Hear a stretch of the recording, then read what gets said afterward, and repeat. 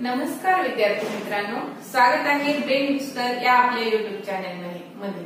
आता आपण गुणाकाराचा भाग 2 बघणार आहोत। या आधीच्या गुणाकार भाग 1 मध्ये आपण गुणाकाराचे काही नियम आणि काही उदाहरणे बघितली। जसे कोणतीही संख्या गुणिले 0 जर केलं तर त्याचा गुणाकार हा 0 येतो। कोणतीही संख्या गुणिले 1 जर केलं तर गुणाकार तीच संख्या येते। कोणत्याही संख्येला समजा गुणिले 100 असं किंवा 153 गुणिले 1000 असं जर केलं तर तीच संख्या लिहून त्या संख्येसमोर ही जी संख्या असती ही गुण्य असती, हे गुणक असतं आणि जे उत्तर येतं तो गुणाकार असतो। आता गुण्याच्या समोर हे 2 शून्य मांडून दिले की ह्याचा गुणाकार येतो। अशा प्रकारचे काही नियम आपण आधीच्या भागामध्ये बघितले। आता आजच्या भागामध्ये आपण काही शाब्दिक उदाहरणे बघणार आहोत। आता बघूया पहिले उदाहरण। 405 या संख्येला 47 ने गुणायला सांगितले असता अजयने 47 च्या ऐवजी 74 ने गुणले तर त्याचे गुणाकाराचे उत्तर कितीने जास्त येईल।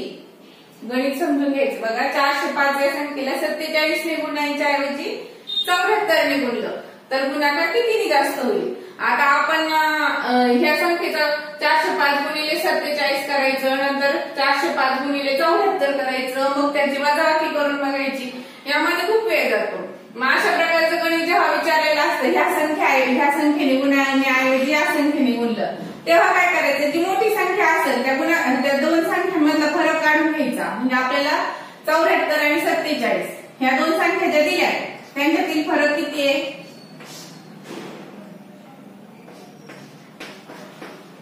14 मधून 7 गेले 7, 6 मधून 4 गेले 2, याच्यातील फरक किती आहे 74 आणि 47 मधला फरक किती येतं 27 आहे। आता काय करायचंय 405 ला 27 ने गुणून घ्यायचं म्हणजे आपलं उत्तर निघतं। 7 5 35, ह्याचे आले 3, 7 0 0 3 अशी 3, 7 चौक 28, इथं 0 घेऊन घ्यायचा, 2 पंचे 10, ह्याचा आला 1, 1 अशी 1, 2 चौक 8,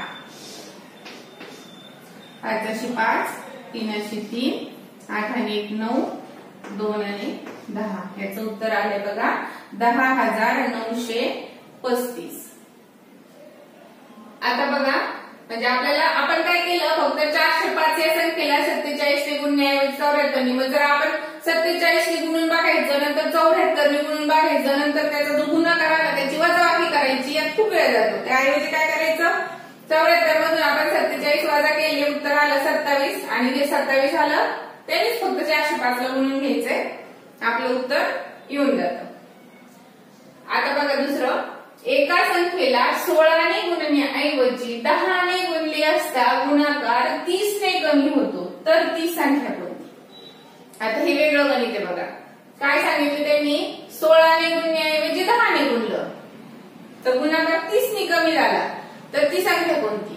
मग आता अशा प्रकारच्या गणितामध्ये काय करायचं, 16 आणि 10 मध्ये कितीचा फरक आहे 6चा फरक आहे ना, आणि गुणाकार किती कमी झाला 30 ने कमी झाला, म्हणून 30 भागिले 6 आपण जेव्हा करू 6 पंचे 30, आपलं उत्तर आलं 5। अशा प्रकारे हे उदाहरण सोडून बघायचे। आता बघूया पुढचे उदाहरण।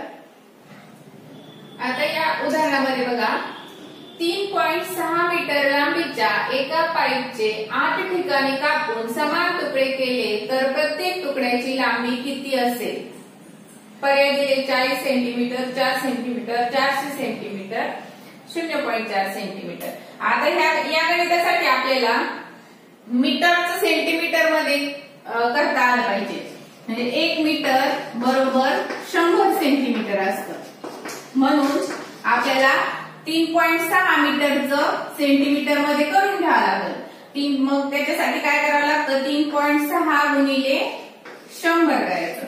आता आपण आधी बघितले बघा 100 ने जेव्हा गुणायचं तेव्हा काय करायचं, वरती जी संख्या ती लिहून टाकायची आणि त्याच्या समोर 2 शून्य मांडायचे.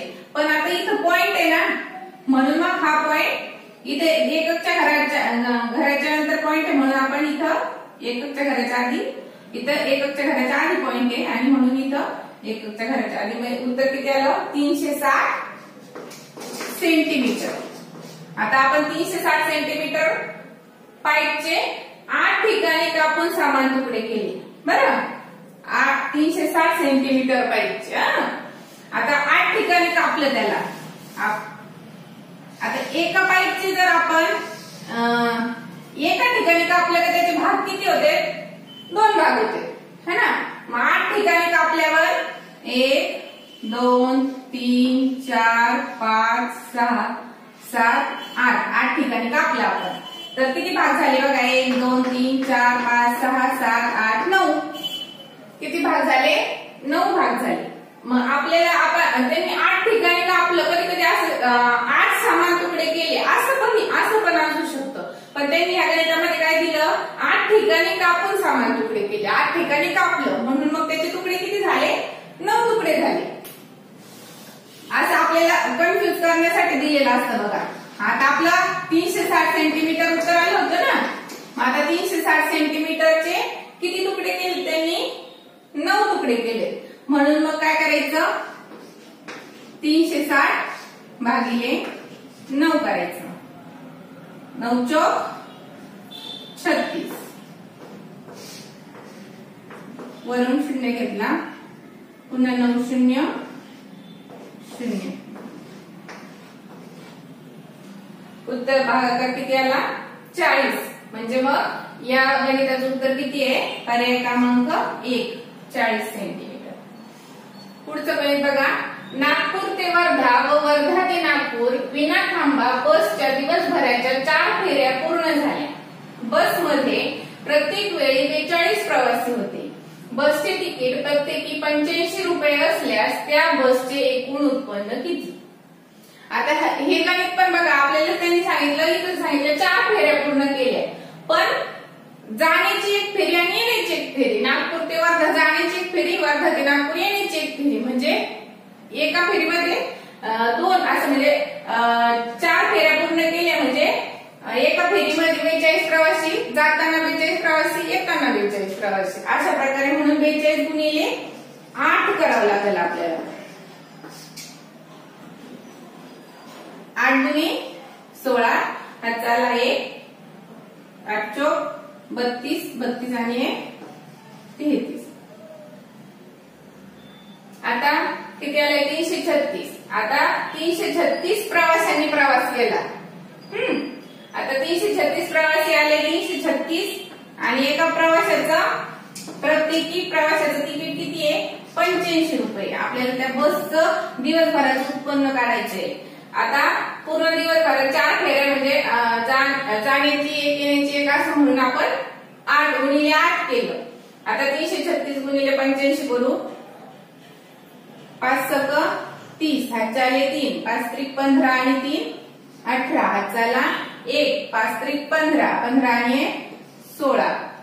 आता दशकाचा 0 लिहून टाकला. 8चा पाडा 6 पर्यंत म्हणा. 8 सक 48, हातचाले 4, 8 त्रिक 24, 24 आणि हातचे 4 28, हातचाले 2, 8 त्रिक 24, 24 आणि 2 26, 0 0 8 8 आणि 8 16, हातचाला 1, 9 आणि 6 15, हातचाला 1, 6 आणि 1 7 आणि 1 8, 2 अशी 2. उत्तर आले 28,560. आता या गणितामध्ये बघा, 5 अंकी सर्वात लहान संख्या व 3 अंकी सर्वात मोठी संख्या यांचा गुणाकार किती? आता सर्वात लहान संख्या सर्वात मोठी संख्या कशी काढायची ते आपण आधीच्या एका संख्यांचा लहान मोठेपणा या व्हिडिओ मध्ये झालेले. तर मग 5 अंकी सर्वात लहान संख्या कोणती? सर्वात लहान संख्या काढताना आपण 1 लिहितो आणि त्याच्या पुढे किती अंकी सांगितले? मग 1 2 3 4 5 झाली 5 अंकी. 5 अंकी सर्वात लहान संख्या. किती 10,000. आणि 3 अंकी सर्वात मोठी संख्या कोणती, तर सर्वात मोठी संख्या करताना आपण काय करतो 9 9 9. सर्वात मोठी 3 अंकी कोणती आहे 999. मग आता यांचा गुणाकार किती, त्यांचा गुणाकार करायचा. आता आपण या आधीच्या नियमामध्ये बघितलंय बघा, जेव्हा आपण 1 च्या समोर 0 असले की गुणाकार करत बसायचा का नाही, डायरेक्ट काय करायचं 9 9 9 1 2 3 4 शून्य मांडून घ्यायचे. 1 2 3 4. आता पर्यायामध्ये बघा, पर्याय पण बरेचसे कन्फ्युजिंग असतात बघा. आता इथं 9 9 9 दिलेत, पण इथं 3 शून्य दिलेत. इथं 4 वेळा 9 दिले तरी 3 शून्य दिलेत. इथं 8 हे तर नाही. मग आता ह्या पर्यायामध्ये बघा 3 वेळा 9 दिलेत आणि 4 शून्य दिलेत, म्हणून हा पर्याय बरोबर आहे. बघा गणित दिलंय, एक संख्या दिलीये, मध्ये चौकट दिली, म्हणजे एककचं स्थान त्यांनी एककच्या स्थानी चौकोन दिले, म्हणजे रिकामी तिथं आपल्याला ती संख्या काढायची. गुणिले 332. उत्तर आले बघा 44,58,096. तर चौकोन या ठिकाणी पुढील पैकी कोणता अंक असेल, चौकोनाच्या ठिकाणी एककच्या स्थानी कोणता अंक असेल. आता आपण या आधीच्या नियमामध्ये बघितलेले बघा, एककचा गुणाकार जो असतो, एककचा गुणाकार केल्यावर जो अंक येतो तोच उत्तराच्या शेवटी असतो. म्हणजे आपण दोन्ही समजा आपण पर्यायाच्या संख्येमधल्या याला म्हणून बघायचं. समजा आपण इथं हे 2 लिहिले तर 2 गुणिले 2 किती होतील, पे दुनी 4 होतील, पण आपल्या उत्तराच्या शेवटी किती आहे 6 आहे, म्हणून हा पर्याय कॅन्सल होतो. नंतर 2 गुणिले 6 किती होतं, 6 दुनी 12 होतं. 12 मध्ये किती येतं, एककच्या स्थानी 2 येतं, पण आपल्या उत्तराचे एकक स्थानी किती आहे 6 आहे, म्हणून मग 6 पण नाही. नंतर आता आपण 4 ठेवून बघू. इथे 4 ठेवून बघितले आपण, तर 4 गुणिले 2 केल्यावर किती होतं, 4 दुनी 8 होतं. मग इथं 6 आहे, म्हणून हा पर्याय पण कॅन्सल. नंतर इथं 8 ठेवून बघितले, 8 दुनी किती होतं 16 होतं. 16 मध्ये एककच्या स्थानी किती येतं 6 येतं, म्हणून आपल्या उत्तराच्या चौकोनाच्या या चौकोनामध्ये किती येईल तर 8 येईल. चौकोन याच्या ठिकाणी 8 हा अंक येईल. अशा प्रकारे गुणाकाराचे विविध उदाहरणं सोडून बघायचे. तुम्हाला जर माझा व्हिडिओ आवडला असेल तर नक्कीच लाईक करा, शेअर करा आणि सबस्क्राईब करा. धन्यवाद.